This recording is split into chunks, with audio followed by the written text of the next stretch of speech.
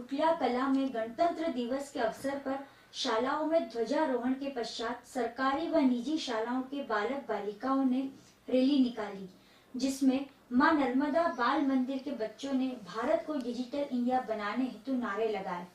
वह पंचायत में सरपंच समोतीबाई कृष्णा जी पुनासिया द्वारा ध्वजारोहण किया, जिसके उपरांत बालक बालिकाओं ने रंगारंग कार्यक्रम प्रस्तुत किए, जहां ग्राम के जनपद सदस्य मुकेश यादव, शैलेंद्र सिंह तोमर, भगवान दास नाटल, भारत ठाकरे व शासकीय उच्चतर माध्यमिक विद्यालय के प्राचार्य HR कड़ोले व समस्त स्टाफ उपस्थित था।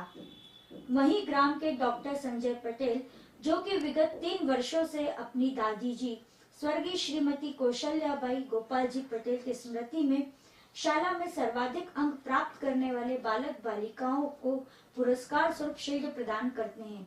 इसमें योगेश पटेल प्रथम स्थान, नंदिनी पटेल द्वितीय स्थान एवं अंजलि यादव तृतीय स्थान रही।